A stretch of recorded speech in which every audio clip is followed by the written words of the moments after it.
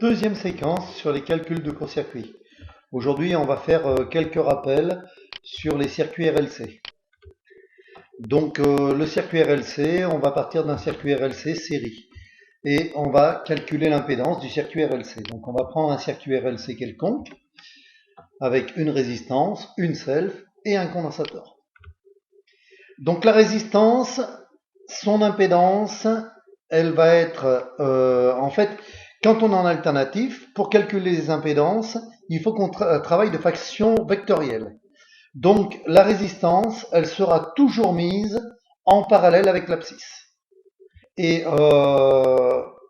donc, notre résistance va être dans le sens de l'abscisse, et sa valeur, ce sera R. La self, elle va avoir une réactance. Donc, sa réactance, c'est L fois oméga. Et sa réactance va être du côté des ordonnées. Donc, on met la réactance de la self ici. On peut appeler cette réactance de la self XL. La réactance du condensateur, elle est égale à 1 sur C oméga et elle est dans le sens inverse de la self. Ce qui fait que si j'additionne la réactance de la self et la réactance du condensateur, je vais trouver une valeur qui sera égale à L oméga moins 1 sur C oméga. C'est la partie qu'on va dessiner en vert ici. Et c'est ce qu'on appellera la réactance de l'ensemble de notre montage. Donc la réactance, ça va bien être cette partie-là moins cette partie-là. Ensuite, ici, on va être forcément à angle droit. Et la valeur de l'impédance de l'ensemble, ça va être une valeur qui va aller de là jusque là et qu'on va appeler l'impédance, Z. Donc, si j'applique Pythagore à ce triangle-là, je vais avoir Z qui va être égal à racine carrée de R2 plus X2. Eh bien, Z égale racine carrée de R2 plus X2. X, je peux le remplacer par L oméga moins 1 sur C oméga. Et j'obtiens la formule Z égale R carré plus, entre parenthèses, L oméga moins 1 sur C oméga au carré. Alors, ici, je peux aussi calculer la valeur de mon angle phi qui va être égale à R sur Z. Ça, c'est de la trigo, pas très compliqué. Alors, ce qu'on peut dire aussi, c'est que sur un montage, sur quel que soit le montage, si on a plusieurs résistances, on va ajouter les résistances entre elles. Et quand on a plusieurs selfs ou plusieurs condensateurs, à chaque fois, on va prendre la réactance des selfs et la réactance des condensateurs et on les ajoute entre elles. La réactance des selfs allant toujours vers le haut et la réactance du condensateur toujours vers le bas. Ah oui, qu'est-ce qu'il faut retenir de tout ça? Eh bien, ce qu'il faut retenir de tout ça, c'est être capable de savoir cette formule-là ou de la retrouver. Donc, pour la retrouver, eh bien, si vous êtes capable de poser L oméga, de poser 1 sur C oméga et de poser R sur le triangle rectangle, et que vous êtes capable d'appliquer Pythagore, vous pourrez la retrouver. Sinon, il va falloir apprendre cette formule par cœur. Et la deuxième formule à apprendre par cœur, c'est cos phi égale R sur Z. Alors, ce que je vous propose maintenant, c'est de faire un petit exemple.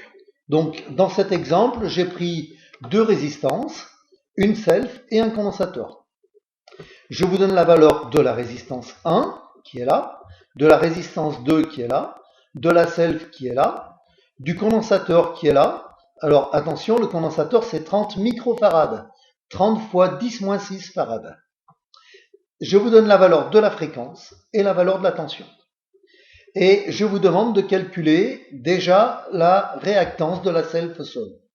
Alors la réactance de la self sol, ce qu'on a vu tout à l'heure, c'est que c'était égal à L fois oméga. Donc, je vais calculer L fois oméga, avec oméga égale 2 pi f. F, c'est la fréquence qui est là. Donc, L fois 2 fois pi et fois f. Ça nous donne 0,6 fois 2 fois pi fois 50. C'est exactement ce qu'on a trouvé ici et on trouve un résultat de 188 ohms. Ensuite, on vous demande de calculer la réactance du condensateur sol. Donc le condensateur sol, sa réactance, on a vu tout à l'heure que c'était 1 sur C oméga. Donc je vais prendre 1 divisé par, entre parenthèses, C c'est 30 fois 10 moins 6, et oméga c'est 2 fois pi fois f. Ce qui nous donne le calcul suivant.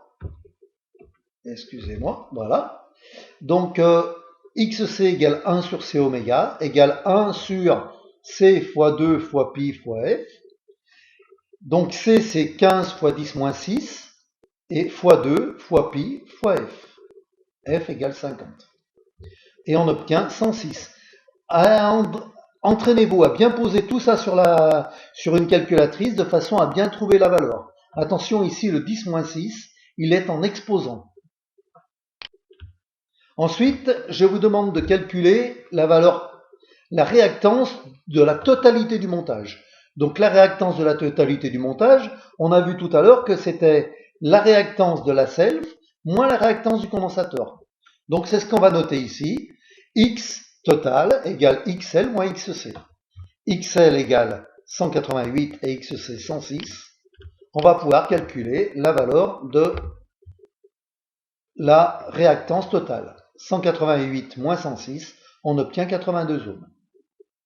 Ensuite, on vous demande de calculer la résistance totale du montage. On a vu que les résistances, elles s'ajoutent entre elles. Donc la résistance totale du montage, ce sera égal à R1 plus R2. Donc c'est bien ce qu'on marque ici. R total égale R1 plus R2 égale 60 plus 30 plus 60 égale 90 ohms. Les réactances, comme les résistances, c'est toujours en nombre. Et l'impédance aussi. Ensuite, on vous demande de calculer l'impédance totale du montage et son intensité. Alors, l'impédance totale du montage, on va appliquer la formule qu'on a vue tout à l'heure. Z égale R total égale racine carrée de R total au carré plus XT total au carré. Donc, c'est ce que je vous mets ici. Hop là, on va revenir un petit peu en arrière. Voilà, donc l'impédance, c'est racine carrée de R total au carré plus XT au carré. Donc le R total, on a vu que c'était 90 ohms, et le XT total, 82. Donc on obtient, c'est pareil, entraînez-vous à refaire tous ces calculs-là sur la calculatrice, en mettant bien les parenthèses devant et derrière, pour ne pas avoir de problème. Ensuite, il nous faut calculer l'intensité. L'intensité, I égale U sur Z. Au départ, on a U égale ZI. Si je tire I de cette formule, j'obtiens I égale U sur Z. Et donc, U sur Z, ça va nous faire la tension U 230 divisé par Z 122. Et j'obtiens 188 ampères.